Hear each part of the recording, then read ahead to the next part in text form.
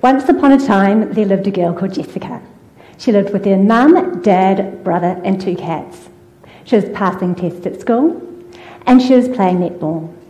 From time to time, she seemed a bit down, but the school psychologist said there was nothing to worry about. She wasn't depressed. She was doing all right. Then one day, Jessica's dad got a new job and they moved cities. In their new hometown, Jessica's parents couldn't find anyone to babysit her after school, so her mother enrolled her in the local drama club. Jessica loved afternoons at drama. During these sessions, she seemed to come alive. It was as if she'd come out of her shell, and she was buzzing both before and after each session. Everything else was going well in her life too. She was getting great grades at school, and she had an amazing group of friends. She was flourishing. It's my goal to help kids just like Jessica live to their full potential. So many kids today are doing all right. They're not anxious, they're not depressed, but they're also not bouncing with joy each day. They're not flourishing, and they could be.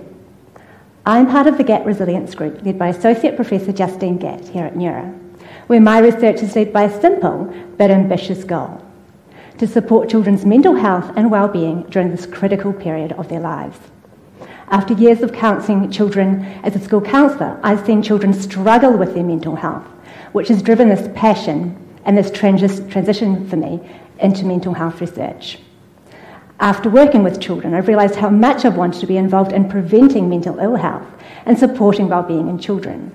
So we're developing the Compass Kids Wellbeing Scale. It's a measure to assess children's well-being from the ages of 5 to 12 years.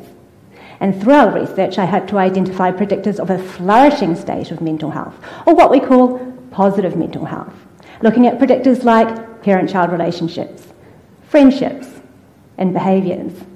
Once we have a scale established for children, we can then look into the neuroscience of well-being and resilience to adversity in children. From here, the possibilities are endless. We can then start to develop programs to support children's well-being and advocate for their access to these programs so they can live to their full potential. So many children today are doing all right. They're getting by. But like Jessica, they could be living much healthier and happier lives.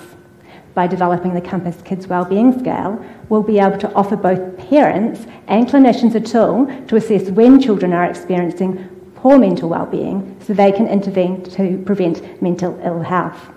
And by investigating the predictors of positive states of mental health, we'll be able to identify conditions to nourish well-being in children so that more children would be able to enjoy this very special time of their lives. Because none of us want our kids to do just all right. We want the very best for our children. We want them to flourish in their mental health, because healthy, thriving children grow into healthy, thriving adults.